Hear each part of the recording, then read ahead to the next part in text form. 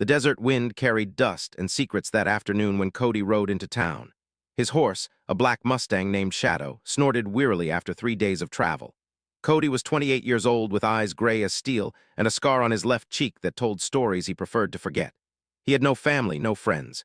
He only had Shadow and a small cabin in the middle of nowhere where silence was his only companion.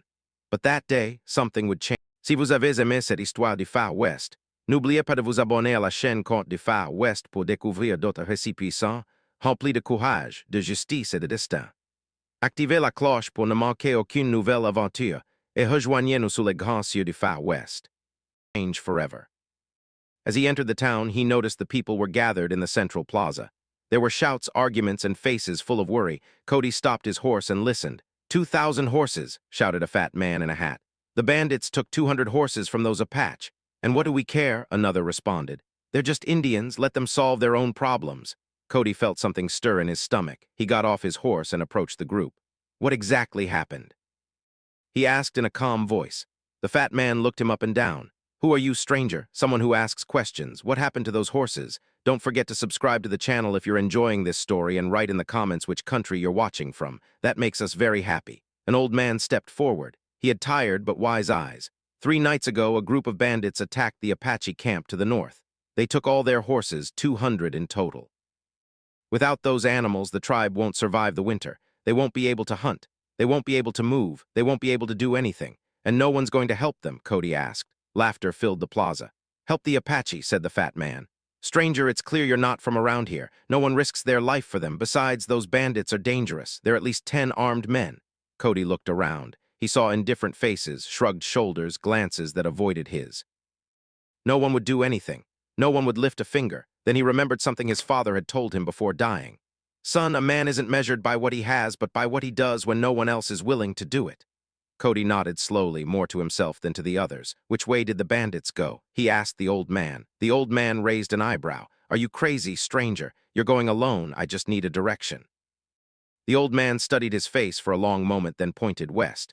They went towards the Red Mountains, but no one comes back from there alive. There's always a first time. Cody mounted Shadow again. Before leaving, he looked one last time at the group of people watching him as if he were walking toward his own grave. Couldn't any of you help, he said. It's 200 horses, an entire tribe, women, children. Doesn't that mean anything? Silence. Cody smiled bitterly. That's what I thought. And without another word, he spurred Shadow and galloped west toward the Red Mountains, toward the unknown. The sun was beginning to set as he left the town behind. The desert stretched before him like an ocean of sand and rocks. Cody knew he was doing something crazy. 10 armed bandits against 1 man. The odds weren't in his favor, but there was something inside him he couldn't ignore. A voice telling him this was right, that his whole solitary life, all his pain, all his emptiness had prepared him for this moment. He had nothing to lose and maybe, just maybe, everything to gain. He rode for hours until the stars filled the sky. The desert cold began to bite his bones. He found a small canyon sheltered from the wind and decided to camp there. As he lit a small fire, he heard a noise behind him. Cody stood up immediately, hand ready. His eyes scanned the darkness. I know you're there, he said calmly. Come out where I can see you. For a moment, there was only silence. Then a figure emerged from the shadows. It was an Apache man, tall, strong, with long black hair, sharp features, and dark eyes that gleamed like burning coals. He carried a bow in his hand and a knife on his belt. You're the white man who left town, the Apache said. His Spanish was clear, but with an accent. I've been following you. Why? Because I want to know why a stranger would risk his life for my people. Cody looked him directly in the eyes. What's your name? They call me Black Hawk. Well, Black Hawk, I don't have a great reason. I just know that what those bandits did is wrong. And when something is wrong, someone has to do something about it. Black Hawk studied him silently for a long moment. Then slowly, he lowered his bow. You are different from other white men. Maybe or maybe I'm just as foolish. For the first time, something resembling a smile crossed the Apache's face. Then we will be 2 fools together, said Black Hawk, because I am also going after those bandits, and now we will go together. Cody nodded. At that moment, under the desert stars, an alliance was born that would change their lives forever. That night, Cody and Black Hawk shared the small campfire in silence. The fire crackled as flames cast dancing shadows on the canyon rocks. 2 men from completely different worlds, united by the same purpose. Cody observed the Apache warrior. There was something in his eyes he recognized. It was the same pain he saw every morning in his own reflection. The loneliness of someone who has lost too much. Why did you come alone? Cody finally asked. Why didn't your tribe send more warriors? Black Hawk took a moment to respond. He picked up a branch and stirred the fire before speaking. Our tribe is weak. Last winter was cruel. We lost many elders, many children. The warriors who remain must protect the camp. The women, those who cannot defend themselves. Someone must care for them, so you volunteered. I have no wife, no children. If I die, no one will mourn me. Cody felt those words like a blow to the chest. They were exactly the same reasons he had left town without looking back. We are alike, you and I, Cody said quietly. Black Hawk looked at him intently. Maybe, but you are a white man. Why do you care what happens to my people? Your people hate us, call us savages, take our lands. It was a fair question. Cody looked at the stars as he searched for the right words. I am not my people, he finally said. When I was a child, my family had a small ranch. One night some bandits came, took everything. My father tried to stop them and they left him badly wounded. My mother died of grief a year later. I was left alone at 12 years old. Black Hawk listened in silence. Since then, Cody continued, I know what it feels like to lose everything. I know what it's like when no one helps you when you need it most. I'm not going to be like those people who look the other way. I can't. The Apache nodded slowly. There was respect in his gaze now, something that wasn't there before. You are a man of honor, Cody. My people have a word for men like you. We call you brother of the soul, someone who doesn't share your blood but shares your heart. Cody felt a strange warmth in his chest. It had been years since anyone had said something like that to him. Years since he felt he belonged to something. Thank you, Black Hawk. Don't thank me yet. First, we must recover the horses, and that will not be easy. At dawn, the two men began following the bandits' tracks. Black Hawk was an exceptional tracker. His eyes saw things Cody would never have noticed. A broken branch here, a moved stone there, almost invisible marks in the sand. 10 men, said Black Hawk, examining the ground. Maybe 11. The horses are in a large group. They can't move fast. How much of a lead do they have? 2 days, but they're heading to the Red Mountains. The terrain is difficult. We can catch them there if we don't rest much. They rode all day under the scorching sun. The desert was unforgiving. The heat made the air shimmer as if the world itself were burning, but neither complained, neither suggested stopping. Along the way, Black Hawk told Cody about his tribe. He told him about their customs, their beliefs, their way of seeing the world. For us, horses are not just animals, he explained. They are part of our family. Each horse has a spirit. When a child is born in the tribe, a foe is assigned to them. They grow up together. They care for each other. 200 horses, Cody murmured. That means every family lost something precious. It means children are crying because their best friend was stolen. It means elders who depended on their horses to move are now trapped. Cody tightened his grip on the reins. Rage grew within him. We're going to get them back, he said with determination, every single one. As evening fell on the second day, they reached the foothills of the Red Mountains. The landscape had changed dramatically. The rocks here were a deep red, as if stained with ancient blood. Canyons opened like wounds in the earth. Black Hawk raised his hand, signaling them to stop. Smoke, he said, pointing north. About 2 hours from here, Cody squinted. Indeed, a thin column of smoke rose among the mountains. The bandits' camp, probably. We must approach carefully. If they discover us too soon, everything will be lost. They waited until dark. Then they left the horses hidden in a small canyon and continued on foot. Every step was calculated, every breath controlled. After an hour of silent walking, they reached a cliff overlooking a hidden valley. What they saw took their breath away. There were the 200 horses penned in an improvised corral, and around it the bandits' camp. Cody counted the figures around the campfires. 10 men, he whispered. 11, corrected Black Hawk. There's one watching from that high rock. Cody studied the terrain. The corral was in the center of the valley. The bandits slept in tents around it. There were only 2 guards, one on the high rock and another walking near the horses. We need a plan, Cody said. Black Hawk nodded. You are good with ideas. I am good at executing them. Together, we can do it. Cody looked at the horses, thought of the tribe's children crying for them, thought of the approaching winter. Thought of everything at stake. I have an idea, he finally said, but it's going to be dangerous. The best ideas always are. Cody smiled despite the tension. He liked this. Apache. Listen carefully, he said. Here's what we'll do. Cody and Black Hawk remained on the cliff, watching the bandits' camp as the full moon illuminated the valley with its silver light. The plan was risky, but it was the only option. Listen carefully, Cody whispered. There are 2 guards. The one on the high rock can see the whole valley. The other walks around the corral. If we neutralize the one on the rock first, the other won't be able to raise the alarm in time. Black Hawk nodded. I'll take care of the guard on the rock. I can climb the east side without being seen. I know these mountains. Good. When he's down, I'll approach the corral. I need to open the gate and spook the horses so they run. The noise will wake the bandits, but by then the horses will already be moving. And the second guard, Cody thought for a moment, I'll have to distract him. I'll throw a stone to the opposite side of the corral. When he goes to investigate, I'll open the gate. It's a good plan, said Black Hawk. But there's a problem. The horses don't know your scent. They might get scared and make noise too soon. It was a valid point. Apache horses were trained to recognize tribe members. A stranger could make them nervous. What do you suggest? Black Hawk took off a small leather pouch he wore around his neck. This is sacred sage mixed with river herbs. It's the smell of our tribe. Rub it on your hands and your clothes. The horses will recognize you as a friend. Cody took the pouch and followed the instructions. An earthy, sweet aroma filled his nostrils. It was a strange but comforting smell. Thank you, he said. Don't thank me yet. The night is just beginning. They separated in the darkness. Black Hawk disappeared among the shadows as if he were part of them, moving without making the slightest sound. Cody admired his skill. This man was a true warrior. Cody descended the west side of the cliff, using every rock and bush as cover. His heart beat hard, but he kept his breathing controlled. He couldn't afford any mistakes. It took him almost half an hour to get near the corral. From his position, he could see the second guard slowly walking the perimeter. He was a big man with a thick beard and a rifle slung over his shoulder. Cody looked toward the high rock. The first guard was still there, but then his silhouette suddenly disappeared. Blackhawk had done his part. Now it was his turn. He found a perfectly sized stone and threw it forcefully toward the opposite side of the corral.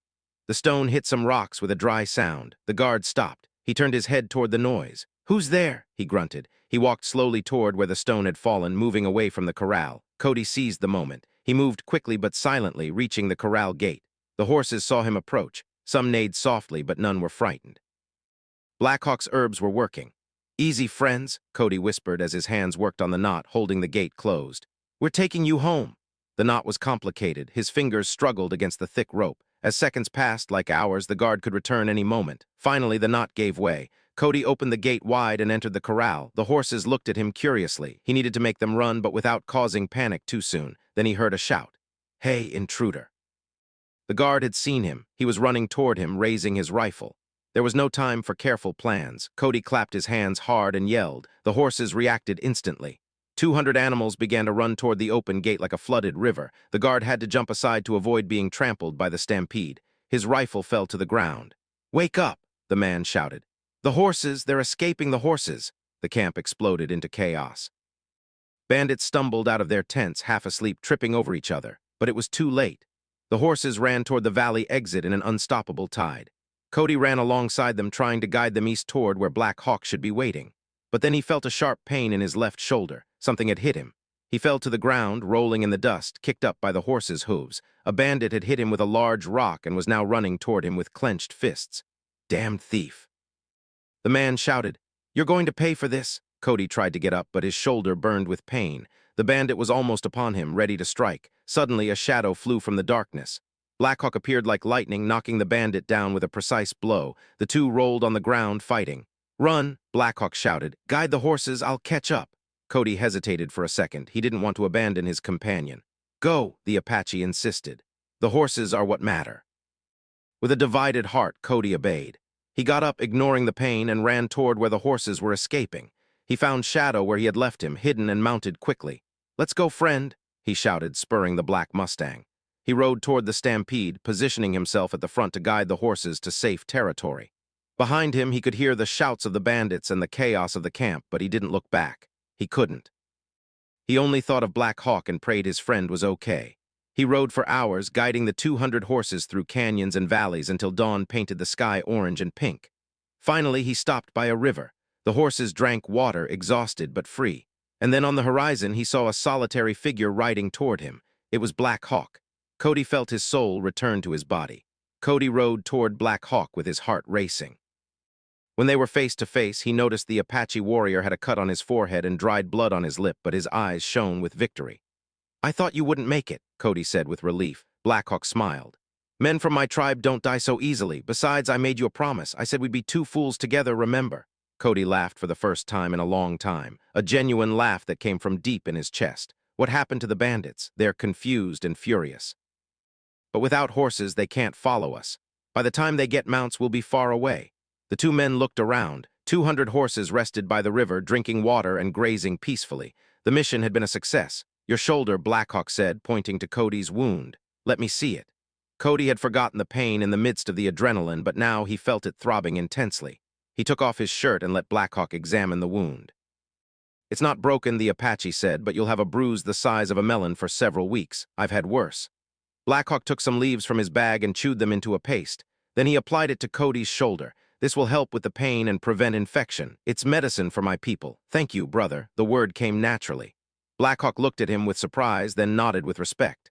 Brother, he repeated. Yes, that's what we are now. They rested a few hours by the river before continuing the journey. The Apache camp was a day away. The horses, though tired, seemed to know they were going home. There was a different energy about them and anticipation Cody could feel. At sunset the next day, they arrived at a green valley surrounded by mountains. Leather tippies stretched along the river. Smoke from campfires rose toward the sky. Children played near the water while women worked preparing hides. When they saw them arrive, everything stopped. A small child was the first to shout. The horses. Blackhawk brought the horses. In seconds, the whole camp came to life. Men, women, and children ran toward them with tears in their eyes. Mothers hugged their children. Elders raised their hands to the sky in thanks. Cody watched the scene with a lump in his throat. He had never seen such pure joy. Children ran to specific horses, hugging their necks, crying with happiness. These people had recovered much more than animals. They had recovered hope. An old man with snow-white hair approached slowly. He carried a staff decorated with eagle feathers, and his face was marked by countless wrinkles that told stories of 1,000 battles. He was clearly the chief of the tribe. Blackhawk, the old man said with a deep voice. You have brought honor to your people. I did not do it alone, great father. Blackhawk pointed to Cody. This white man risked his life for us. Without him, the horses would be lost forever. The old man turned to Cody. His dark eyes studied him for a long moment as if he could read his soul. Why? He asked simply. Cody dismounted and stood before the chief with respect. Because it was the right thing to do, because no one else was going to do it, and because I learned that the color of skin does not determine the worth of a heart. The old man remained silent. Then a slow smile crossed his wrinkled face. Wise words from a young man. Tonight we will celebrate, and tomorrow you will receive your reward. Cody raised his hand. I don't need a reward. I didn't do this for silence, the old man interrupted, but kindly. In our culture, an act of bravery must be honored. To refuse the gift would be to insult us. Do you understand? Cody looked at Black Hawk, who nodded discreetly. I understand, Cody said, and I accept humbly. That night, the tribe celebrated as they hadn't in years. There was drum music, ancient songs, and dances around huge bonfires. Cody was treated as an honored guest, seated next to the chief and fed the best dishes. But while everyone celebrated, Cody noticed something, or rather someone. Across the fire, a young woman was watching him. She had hair black as night falling over her shoulders like a cascade of silk. Her eyes were the color of dark honey, deep and mysterious. Her face was delicate but strong, with high cheekbones and lips that seemed to hold secrets. She was without a doubt the most beautiful woman Cody had seen in his life. When their eyes met, she didn't look away. She held his gaze with a mix of curiosity and something else Cody couldn't identify. That's my sister, Blackhawk said quietly, noticing where Cody was looking. Her name is Dawn, and it seems you've caught her attention, too. Cody felt his cheeks warm. She's very beautiful. She's more than that. She's the bravest woman in our tribe and the hardest to impress. Blackhawk grinned mischievously until now. The next morning, the whole tribe gathered in the center of the camp. The chief stood on a raised platform with Cody in front of him. The atmosphere was solemn, ceremonial. Cody, the elder, began, You saved our people. You returned what we had lost. Therefore, you deserve our most valuable gift. He made a signal with his hand. From among the crowd, 20 young women walked forward. They were the most beautiful in the tribe, dressed in their best decorated leather clothes. They formed a semicircle in front of Cody, and then in unison, their soft voices filled the air like a melody. We are now yours. Choose one. Cody felt the world stop. Had he heard correctly, the chief spoke again. These are the unmarried women of our tribe. As thanks, we offer you the choice of one as a wife. You will become part of our family, part of us. Cody swallowed. His heart raced wildly. He looked at the 20 women, each beautiful in her own way, but his eyes sought only one. There she was at the end of the semicircle, Dawn. She looked at him with an almost imperceptible smile, as if she knew exactly what he was thinking. Cody walked slowly. He passed in front of one woman, then another, and another, all beautiful, all hopeful, but he saw only one. He stopped in front of Dawn and extended his hand. Would you have me? He asked quietly. Dawn looked at his hand, then into his eyes, and finally, with a smile that lit up her face like the morning sun, she took his hand. I was waiting for you, she whispered. The entire tribe erupted in celebration when Dawn took Cody's hand. The drums began to sound. Women sang ancient songs and children ran around the couple with joyful laughter. The chief raised his ceremonial staff and silence returned. Today is a historic day, he proclaimed with a powerful voice. A man from another world has proven that courage knows no borders. He risked his life for us, and now he will become one of us. He turned to Cody solemnly. The wedding will take place in 3 days following our ancestral traditions. During this time you will learn our customs. Dawn will be your guide." Cody nodded, still unable to believe what was happening. Just a week ago, he was a solitary man with no purpose or family. Now he was about to marry the most beautiful woman he had ever known and become part of a community that had accepted him as one of their own. The next 3 days were the most intense of his life. Dawn took him to know every corner of the camp.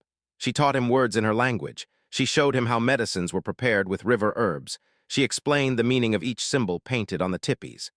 "This symbol represents the sacred mountain," she said, pointing to a drawing. "And this is the river of life. Each family has its own symbols that tell their story." Cody listened, fascinated. He had never known such a rich culture so connected to nature and its ancestors, but what surprised him most was Dawn herself. She was intelligent, funny, and had an inner strength that left him speechless. She was not a submissive woman waiting to be rescued. She was a warrior in her own right. "My brother taught me to use the bow when I was a child," she told him one afternoon as they walked by the river. "The elders said it wasn't appropriate for a woman, but I didn't listen. I practiced in secret until I was better than most men." "That doesn't surprise me," Cody said admiringly. "From the moment I saw you, I knew you were different." Dawn stopped and looked directly into his eyes. "Why did you choose me?" "There were younger women, quieter women, easier women." Cody thought carefully about his answer. "Because I don't want easy, I want real. When I saw you that night by the fire, I saw someone who isn't afraid to be who they are. Someone who would look at me as an equal, not as a superior. Someone I could build something true with." Dawn was silent for a moment. Then a single tear rolled down her cheek. "All my life I waited for someone to say those words," she whispered. "I thought that man didn't exist." Cody gently wiped her tear with his thumb. "Here I am." Blackhawk watched everything from a distance with a satisfied smile. His sister had finally found someone worthy of her, and he had found a brother. The wedding day dawned clear and bright. The sky was completely blue without a single cloud. The elders said it was a sign from the spirits, a blessing for the union. The whole tribe gathered in a clearing by the sacred river. The women had decorated the place with wild flowers and colored feathers. Drums sounded softly as everyone waited. Cody stood next to the chief dressed in traditional Apache clothes the women had prepared for him. A soft leather shirt decorated with blue and white beads, matching pants, new moccasins that fit perfectly.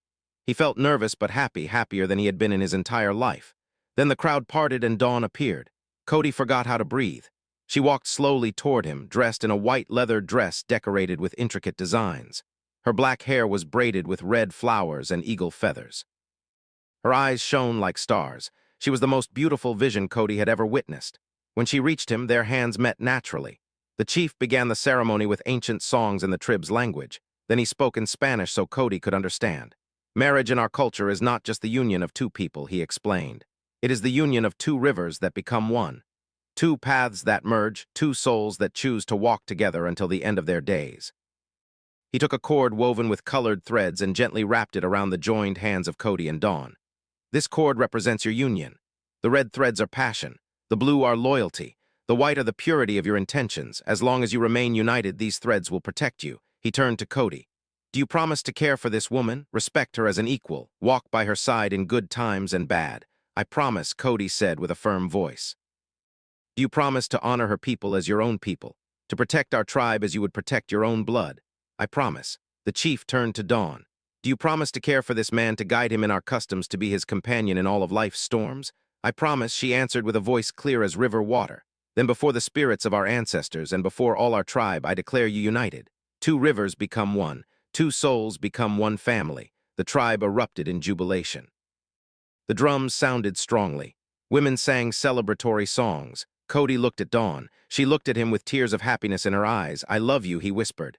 "And I you," she responded. "My desert cowboy." Blackhawk approached and hugged them both. "Now you're officially my brother," he told Cody.